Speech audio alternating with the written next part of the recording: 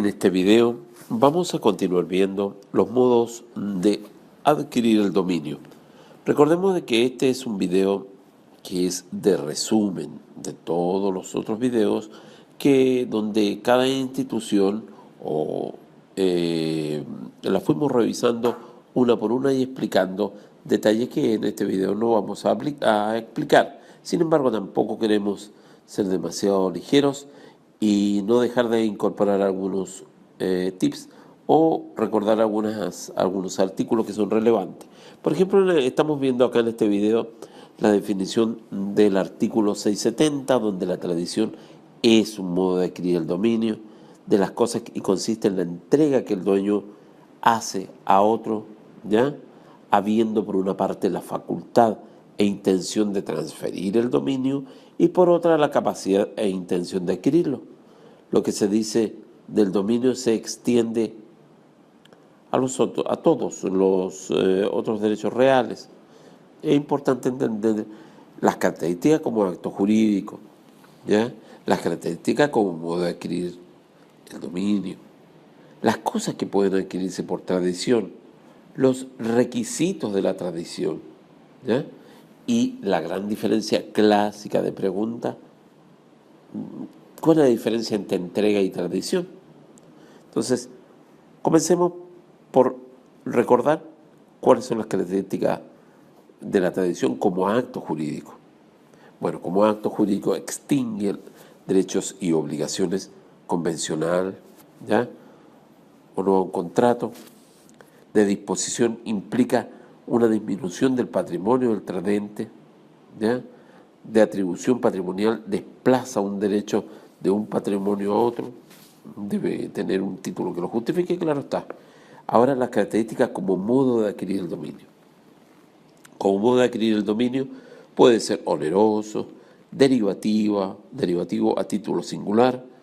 En este caso, o específicamente nosotros, esto, si hay alguna duda, lo pueden ver en el video donde vemos en un cuadro los modos de adquirir el dominio y sus características, ya sean derivativo o no derivativo, en fin, a título gratuito, en fin, todo eso lo vemos en un cuadro. Por lo tanto, les encargo, si no se recuerda eso, revisar ese cuadro o esquema que es preciso para este tema. Por otra parte, cosas que pueden adquirirse por tradición: las cosas muebles e inmuebles, los derechos reales, personales y el derecho real de herencia.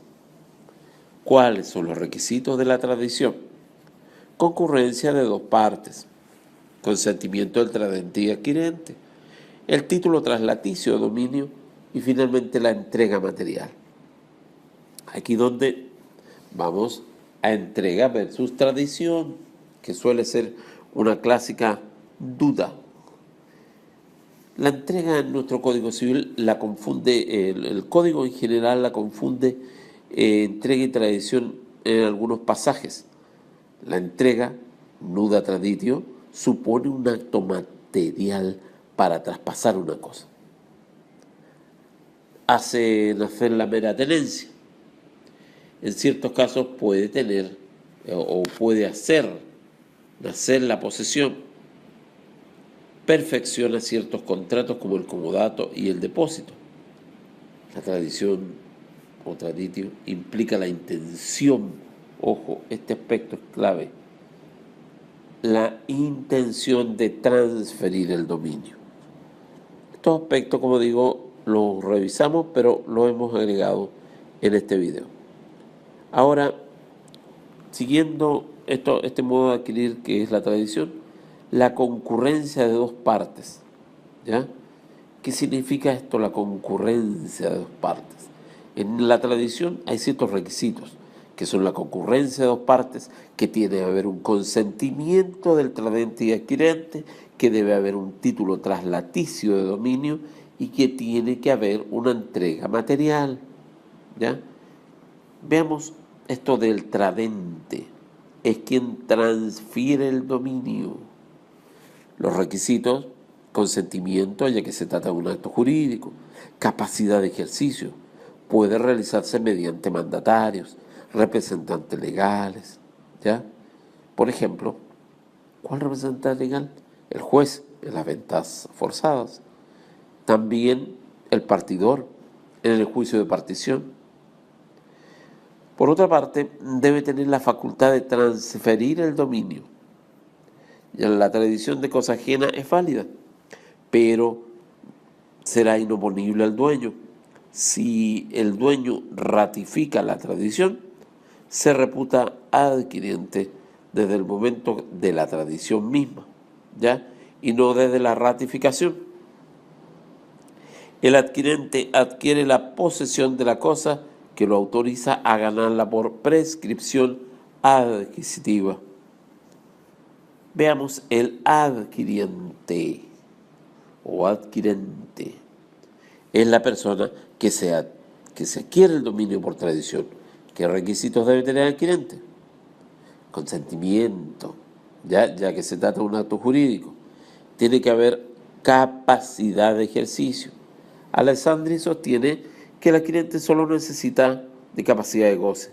Sommarriba sostiene que debe tener la misma capacidad que el acreedor en el pago, es decir, libre administración de sus bienes. Por otra parte, el consentimiento debe estar presente la voluntad. Por excepción, se permite que se ratifique la tradición y se entenderá hecha desde que ella operó y no desde que se produjo la ratificación. Lo vemos acá, destaqué este cuadrito alrededor, que la fuerza y el dolo puede estar presente, pero se rigen por las reglas generales. ¿Cuáles son los requisitos nuevamente de la tradición? Concurrencia de dos partes, consentimiento de tradente y adquirente, un título traslaticio de dominio y la entrega material. Veamos el tema del error en la tradición. El error en la tradición. El consentimiento debe versar el error de la cosa tradida, en la identidad de la cosa, en la persona. Respecto a los mandatarios producen los mismos efectos. La doctrina, la tradición equivale al pago. Por lo tanto, es necesario que el pago se realice al acreedor para que sea válido. En cuanto al título, se refiere a dos situaciones. Una sola de las partes supone un título traslaticio de dominio. Dos partes se suponen título de traslaticio, pero diferentes. En este sentido, cabe recordar el artículo 703, cuando dice, es justo título el constitutivo traslaticio de dominio. Son constitutivos de dominio la ocupación, la accesión y la prescripción, ¿ya? Son traslaticios de dominio los que por su naturaleza sirven para transferirlo, como la venta, la permuta, la donación entre vivos. Requisitos del título: válido respecto de la persona a quien se le confiere. La Corte Suprema ha considerado que debe tratarse de un título justo y requiere de las solemnidades propias. Debe estar pensando la mente de cada uno de ustedes ese video cuando definimos qué era un título. ¿Qué era un título? Se los dejo para que revisen ese video. Hay distintos casos de error. El error esencial y la sanción se discute, ¿ya? Ahora, por otra parte, como vemos, hay una entrega material, ¿cierto? Veamos este video en la parte superior. Es el traspaso material de la cosa respecto de la cual se está transfiriendo el dominio. Nuevamente recordemos, para que no nos ubiquemos de qué estamos hablando. Los requisitos de la tradición: concurrencia de dos partes, consentimiento del tradente adquirente, el título traslaticio de dominio y la entrega material, ¿ya? Los tipos de tradición de las cosas muebles y derechos reales constituidos sobre ellas, conforme al artículo 684. Pero ¿qué dice el 684? La tradición de una cosa corporal mueble deberá hacerse significando, asumiendo un comportamiento inequívoco, una de las partes a la otra, que le transfiere el dominio y figurando esta transferencia por uno de los medios siguientes. Este artículo es pero clásico, así que les encargo de memoria. Permitiendo la aprehensión material de una cosa presente, mostrándosela, entregándole las llaves del granero, almacén, cofre o cualquiera que esté guardada la cosa. 4. Encargándose el uno de poner la cosa a disposición del otro en el lugar convenido. Y 5. Aquí se evita la doble entrega por la venta, donación u otro título de enajenación conferido al que tiene la cosa mueble, como el usufructuario, el arrendatario, el comodatario, depositario, o a cualquier otro título traslaticio de dominio, y recíprocamente por el mero contrato que el dueño se constituye usufructuario, comodatario, arrendatario, etc. Aquí también se destaca la traditio brevimanus, cuando el mero tenedor se cambia el título a ser un título traslaticio de dominio, con título posesorio, cuando el propietario se transforma en mero tenedor. Recordar esto porque lo vamos a ver también en los derechos reales limitados, ¿ya? Por otra parte, como decíamos, los tipos de la tradición podemos destacar de cosas inmuebles y derechos reales constituidos sobre ellos, la inscripción del título traslaticio de dominio en el registro del conservador de bienes raíces, el derecho de servidumbre, siempre por escritura pública, por ser un instrumento de constitución, el derecho real de herencia, no existe regla especial. Acá cabe citar la doctrina a don Leopoldo Urrutia, a don José Ramón Gutiérrez, a Mesa Barros, ya a don Leopoldo Urrutia. Se trata de una universalidad con existencia propia, por lo tanto, solo necesita manifestar la intención para transferirse. Sin embargo, don José Ramón Gutiérrez dice mueble o inmueble según las cosas que lo forman. Mesa Barros dice se une a la postura anterior, una crítica a Urrutia diciendo que sería muy confuso no inscribir los inmuebles. Y Rosende, según las reglas generales, bienes muebles. La Corte Suprema sigue la posición de Urrutia, don Leopoldo Urrutia. Ahora, por otra parte, los derechos personales es la entrega del título hecha por el cedente al cesionario en la cesión de crédito, ¿ya?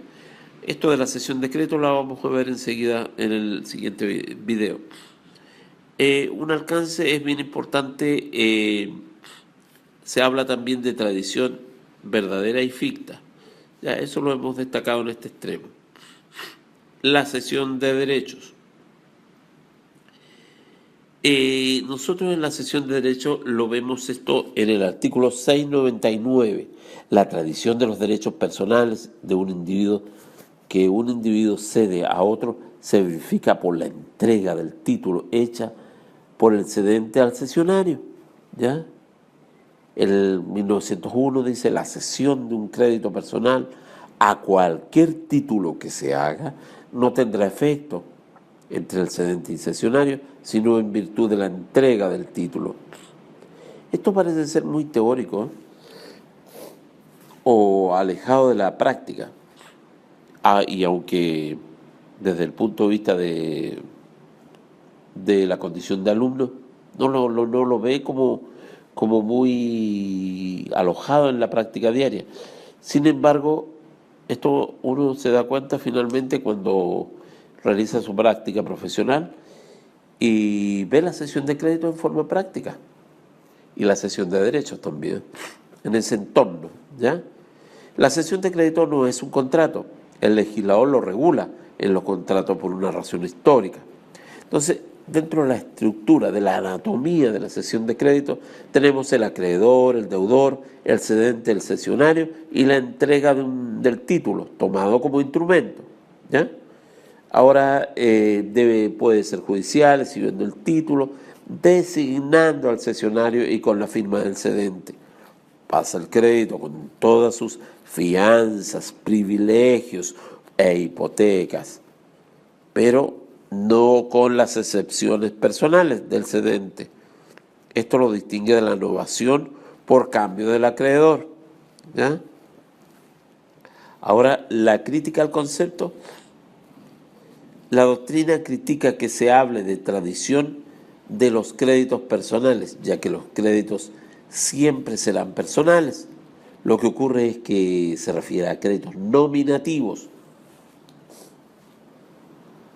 que son aquellos que pueden pagarse a la persona del acreedor, que está perfectamente identificado, a diferencia de los créditos al portador, por la sola entrega material y a la orden endoso, que están regulados en el Código de Comercio.